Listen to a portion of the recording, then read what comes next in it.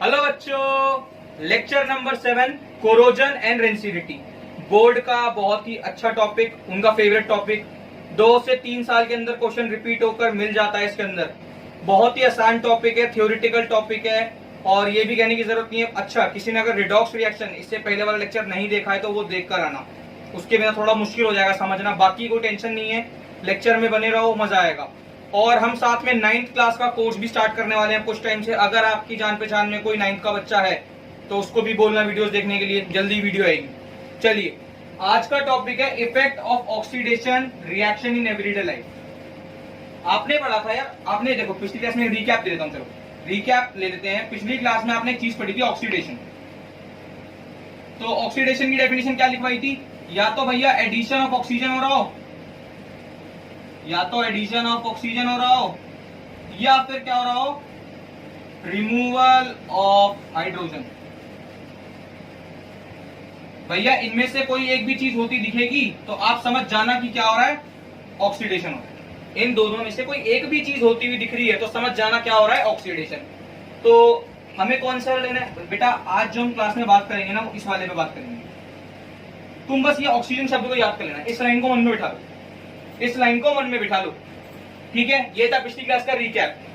तो आज की कहानी है आपकी बहुत आसान सी, छोटी सी। स्टार्टिंग करते हैं, पहला पॉइंट इसके अंदर बात कर लेते हैं थोड़ी सी। ऑक्सीडेशन हैव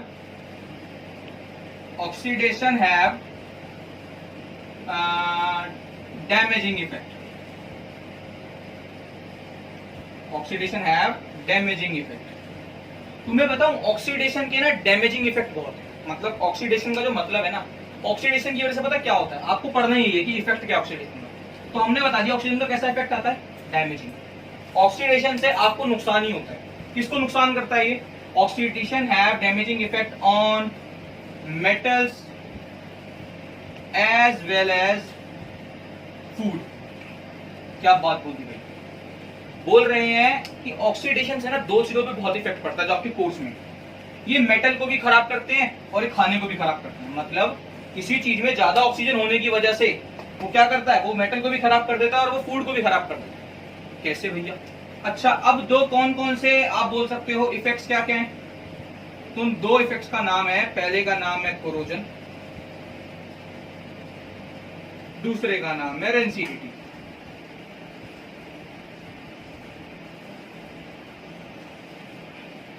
क्या नाम है बेटा? एक का नाम है कोरोजन, एक का नाम है रेंसिडिटी। तो कोरोजन के अंदर क्या होता है, कोरोजन जो रिलेटेड है ना, वो वर्ड है रिलेटेड मेटल से, इसमें मेटल खराब हो जाते हैं। और रेंसिडिटी रिलेटेड वर्ड है फूड से, इसके अंदर खाना खराब हो जाता है। ये आपका आज का लेक्चर का ब्रीफ है। इसके अलावा हम क्या पढ़ेंगे, ये होती क्या चीज है, मतलब इसकी डेफिनेशन देख लेंगे दोनों की, इसकी भी क्या देख लेंगे, डेफिनेशन। साथ में हम ये भी देखेंगे कि भैया अगर ये हो जाए तो बचाए कैसे, या बचा कैसे सकते हैं, प्रिवेंशन क्या है दोनों की। ये हमारा आज का लेक्चर है, हमको ये पढ़ना है। वीडियो को पॉज करो जल्दी से। अच्छा, एक टॉपिक, एक चीज और पढ़ लो, एक चीज और पढ़ लो। The oxidation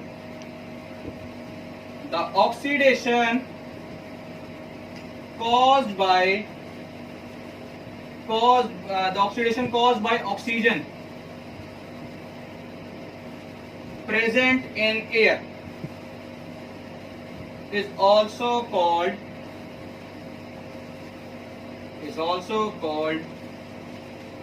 aerial oxidation. कुछ नहीं है बेटा, पागल बनाया गया। सुनो बात, जरूरी नहीं है कि ऑक्सीजन एयर से ही मिले। कई बार ऑक्सीजन एयर से ना मिलकर हम खुद भी देते हैं। जैसे यार तुम पानी के अंदर समुद्र में जा रहे हो तो तुमको हवा में तो ऑक्सीजन मिलने नहीं वाली, तो अंडर डाइविंग जब करते हो तो तुम अपने साथ ऑक्सीजन लेकर जाते हो। इसी तरह ऑक्सीजन का हम जरूरी नहीं है कि हर बार एयर से ही दे, हम कहीं से भी ले सकते हैं ऑक्सीजन। तो ये बोल रहा है, अब एक वर्ड मेंशन कर दिया कि जब भी भैया ऑक्सीजन एयर की वजह से ली जाए, जब भी ऑक्सीडेशन एयर की वजह से हो तो उसका नाम क्या कर देते हैं, एरियल ऑक्सीडेशन भी बोलते हैं। जस्ट एक डेफिनेशन है, पेपर में अगर पूछे तो छोड़ना मत, लिख देना। तो पहला टॉपिक जो आपका मेन टॉपिक है आज का, उस टॉपिक का नाम है कोरोजन। पहले डेफिनेशन समझेंगे, फिर समझाएंगे सब कुछ, मजा आएगा। चलो लिखते हैं इसके अंदर, it is the process in which metal surface are gradually eaten up by the action of air, moisture या फिर डिफरेंट केमिकल सब्सटेंसेस। डेफिनेशन क्या बोल रहा है? अच्छा तुमको एग्जांपल समझाओ। तुम मान के चलो तुम्हारे घर में नया नया कूलर आया, गर्मी का टाइम चल रहा है,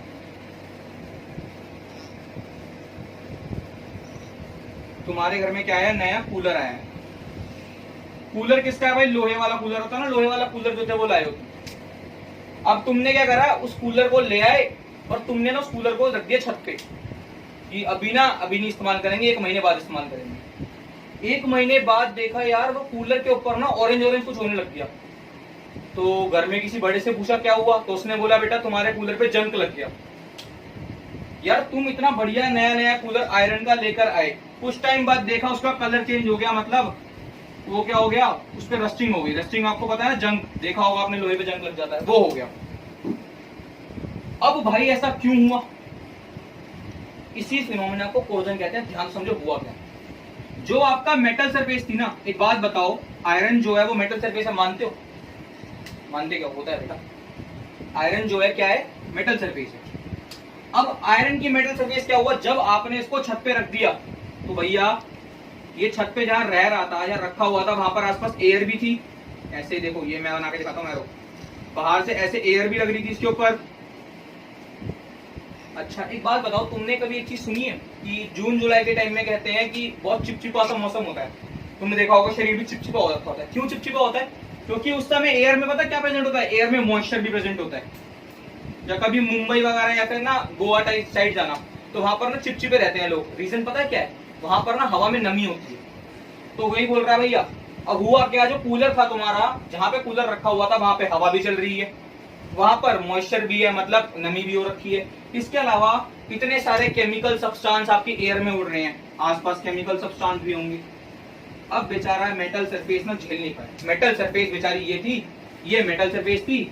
इस सरफेस पे बाहर से एयर भी आ रही है, एयर मतलब ऑक्सीजन आ रही है, यहाँ पे मॉइस्चर भी आ रहा है, यहाँ से केमिकल भी आ रहे हैं, इतने सारे इसके ऊपर लग रहे हैं। तो एक टाइम ऐसा आएगा ना, ये मेटल जो सरफेस थी, ये जो मेटल सरफेस थी, ये क्या हो जाएगी? खराब हो जाएगी। क्या हो जाएगी? खराब। खराब वर्ड के लिए हमने यहाँ पे इस्तेमाल किया ईटन अप। ईटन अप का मतलब ही होता है खराब होना। तो अब डेफिनेशन पढ़ते हैं, क्या लिखा हुआ है? एक ऐसा प्रोसेस, ये एक ऐसा प्रोसेस है जिसके अंदर मेटल की कोई भी सरफेस, जरूरी नहीं लोहा बेटा, मैं कॉपर लूंगा कॉपर भी हो जाएगा, गोल्ड भी होता है तुम्हें पता है, पर गोल्ड बहुत टाइम देता है। तो ऐसा प्रोसेस जिसके अंदर मेटल की सरफेस जो है क्या हो? खराब हो जाए। किसकी वजह से? या तो एयर की वजह से भी खराब हो सकती है, मॉइस्चर की वजह से भी खराब हो सकती है, या फिर कोई केमिकल सब्सटेंस की वजह से क्या हो जाए? खराब हो जाए। और केमिकल सब्सटेंस कहां प्रेजेंट हो? प्रेजेंट इन एयर में, एयर में प्रेजेंट हो। इस प्रोसेस को क्या बोलते हैं? कोरोजन। जल्दी से वीडियो को पॉज करो।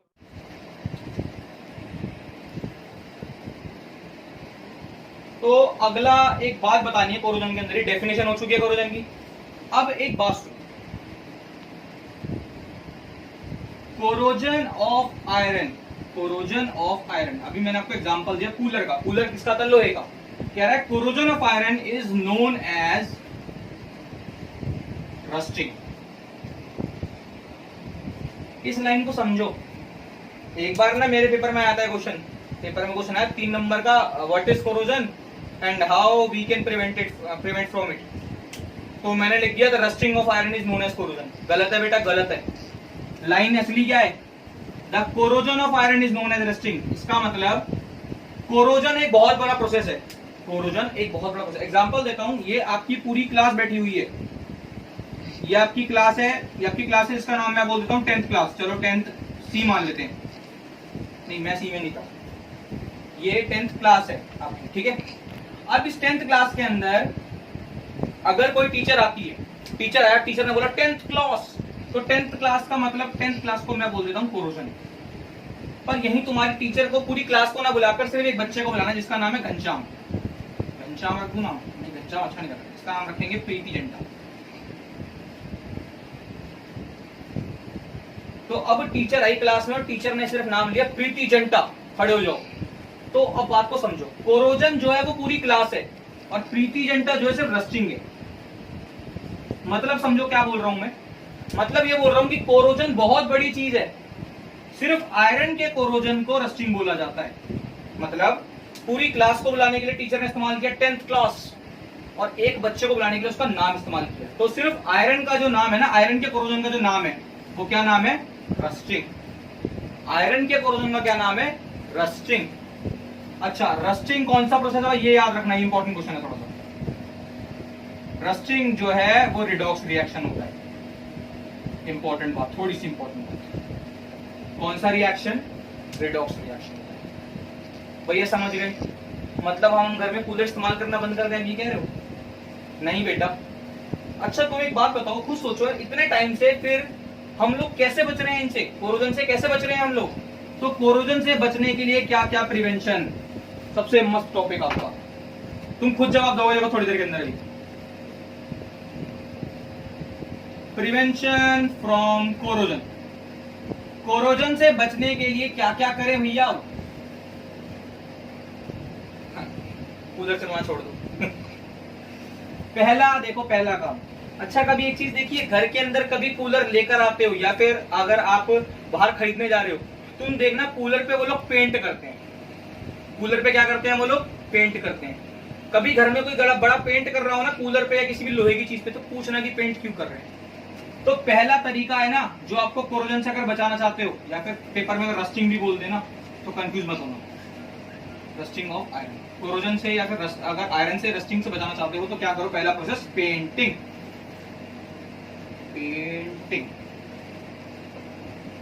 पेंट करने की वजह से आप बचा सकते हो। कैसे? देखो, ये आपका कूलर था या कोई भी लोहे की चीज, आपको जो मन करे वो मान लो बेटा। ये आपका कूलर है, चलो मैंने बोला किसका है? लोहे का। अभी ये लोहा है, ठीक है, इसको कोरोजन से बचाना है। तो क्या करा हमने ना इसके ऊपर क्या कर दिया? पेंट लगा दिया। देखो ये मैं ब्लैक ब्लैक करके जो डार्क डार्क कलर का कर रहा हूं, ये पेंट समझ लो। मैंने क्या करा? इसके ऊपर हर तरफ से अब ऐसे पेंट लगा। जो ब्लैक ब्लैक देख रहे हो ना, ये मेरा पेंट है। ये अंदर वाला ये आयरन है। ये देखो, ये वाला जो है ना, मैं इसको ऐसे कर दूं, ये आयरन की सरफेस है, आयरन की सरफेस। ये वाला अंदर वाला आयरन की सरफेस है, ये मैंने इसके ऊपर क्या लगा दिया? पेंट लगा दिया। अब पेंट लगाने से हुआ क्या समझो, बाहर से जो भी क्या आ रही थी? एयर आ रही थी। बाहर से जो भी केमिकल्स आ रहे थे, या बाहर से जो भी क्या आ रहा था? मॉइस्चर, क्या वो इस आयरन की सरफेस तक पहुंच पा रहे हैं? ध्यान से समझो क्या हुआ बीच में, मैं समझाता हूं। मान लो ये आयरन है, ये क्या है? आयरन। मैंने क्या करा? इसके बीच में पेंट लगा दिया। ये आयरन की सरफेस थी, मैंने इसके बीच में क्या लगा दिया? पेंट लगा दिया। अब बाहर से कोई भी एयर भी आ जा, बाहर से केमिकल भी आ जाए, बाहर से कोई मॉइस्चर भी आ जाए, क्या वो इस सरफेस को टच कर पा रहा है? तुम खुद सोचो, दोबारा सोचो। ये सरफेस थी, पहले देखो ऐसे टच कर पा रहा था, अब क्या हुआ? मैंने पेंट कर दिया। पेंट करने की वजह से क्या हुआ? बाहर से जो भी हवा आई, एयर आई, ऑक्सीजन, कोई भी बाहर से मॉइस्चर आया या फिर कोई भी और चीज आई, क्या वो इसे टच कर पाएगी? नहीं कर पाएगी। तो दोनों के बीच में क्या हुआ? एक बैरियर क्रिएट हो गया ऐसे। तो क्या हुआ? आयरन आपका बच गया। पहला प्रोसेस यही था, पेंटिंग। सब लिखवाते हैं इसके बारे में, पहले समझ लेते हैं मेन। जल्दी से ना पहले हेडिंग नोट कर लेते हैं। दूसरी हेडिंग आपकी है बाय ग्रीसिंग और oiling.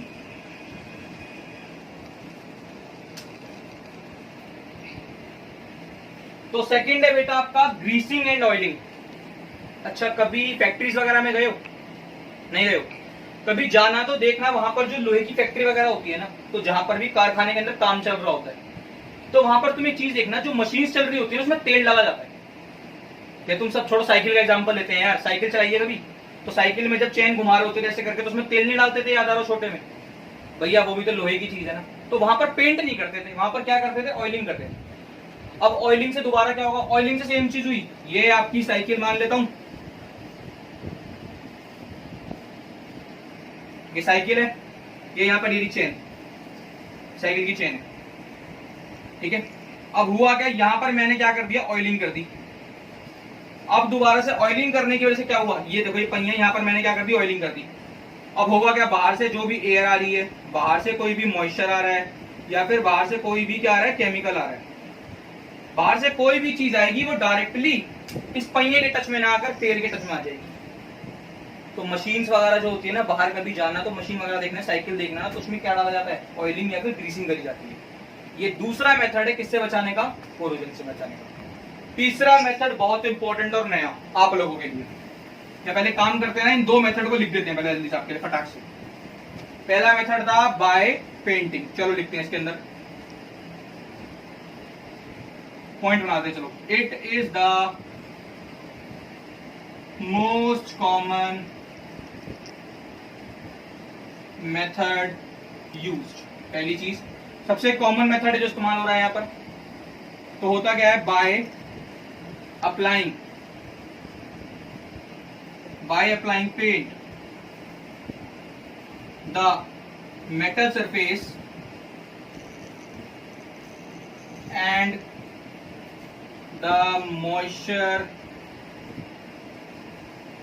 Air can not come in contact, hence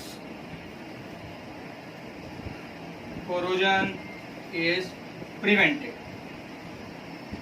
क्या लिखा, यही बात लिखी क्या कि पेंट लगाने की वजह से मेटल सरफेस के बीच में और मॉइस्चर और एयर के बीच में क्या होता है, कांटेक्ट में नहीं आते दोनों एक दूसरे के कांटेक्ट में नहीं आते, तो कोरोजन प्रिवेंट हो जाता है। ठीक है, पहली हेडिंग ये हुई, चलो बढ़िया। दूसरी हेडिंग बोली बाय या तो ग्रीसिंग या फिर ऑयलिंग, अलग अलग मत लिखना, एक ही स्लॉट में लगाना। अच्छा, इसके अंदर भी दोबारा कर सकते हो, बाय अप्लाइंग, सेम लाइन लिख देना ऊपर से नीचे तक की, by applying grease and oil the metal surface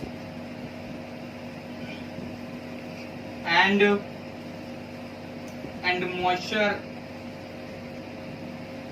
air cannot come in contact with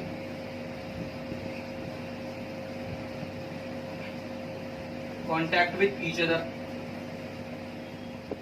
तो इसकी वजह से दोबारा से क्या होता है, आपकी वो बच जाती है। तो थर्ड आपका है तरीका गैल्वेनाइजेशन। क्या होता है, थोड़ा सा नया आप लोगों के लिए, क्या है, it is the process in which thin layer of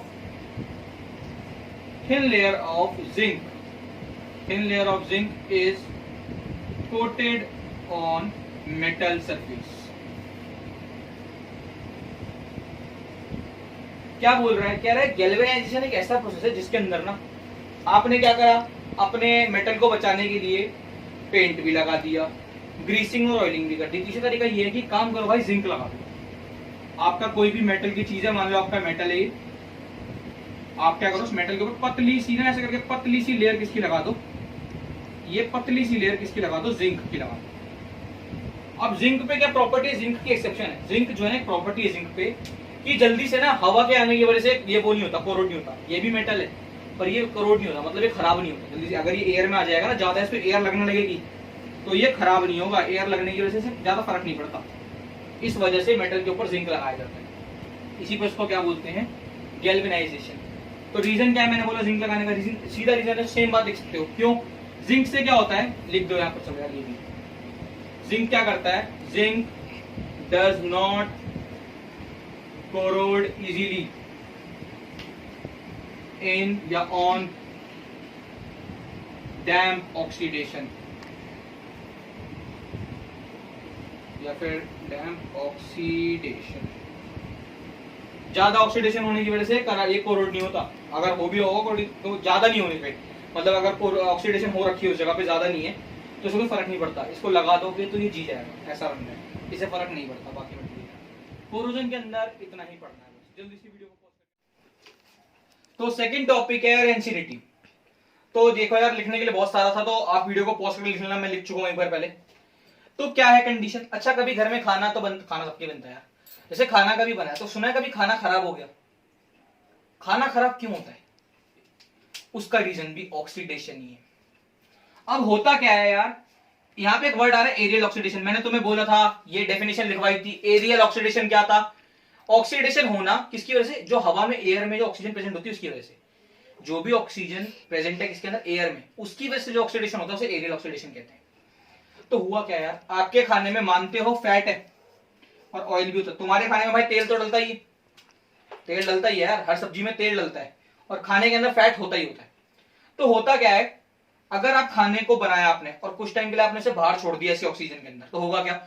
बाहर जो हवा में ऑक्सीजन थी वो ऑयल को और फैट को, दोबारा बोलो क्या बोल रहा हूं मैं, ऑयल को और फैट को क्या कर देती है? ऑक्सीडाइज कर देती है।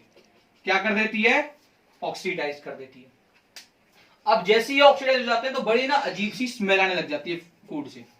अब एग्जांपल दूं, क्या करना है तुम्हें? करना है तुम्हें एक सब्जी बनवाना मम्मी से, थोड़ी सी सब्जी एक कटोरी में अलग निकलवाना, उस कटोरी में सब्जी को अलग निकलवाने के बाद उसे 2 दिन के लिए बाहर रख देना, उसके बाद उस सब्जी को खाना। जो टेस्ट आएगा ना बेटा, बिल्कुल मजा आ जाएगा। रीजन क्या है? वो टेस्ट ना खराब आएगा, उसका खराब लगेगा, सब्जी खराब खराब सी हुई है। रीजन क्या, क्यों खराब लगेगी? क्योंकि जो खाने के अंदर फैट था और ऑयल था वो क्या हो गया? ऑक्सीडाइज हो गया। इसी प्रोसेस को, जिसकी वजह से क्या होता है, खाने का टेस्ट खराब हो जाता है, और इसी प्रोसेस को क्या बोलते हैं? रेंसिडिटी।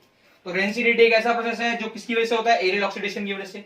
इसके अंदर होता क्या है, जो फैट होता है खाने के अंदर, ऑयल होता है, खाने में जो भी फैट होता है, ऑयल होता है, वो क्या होता है? वो ऑक्सीडाइज होने की वजह से अजीब सी गंदी स्मेल देने लग जाता है। इसी प्रोसेस को बोलते हैं रेंसिडिटी।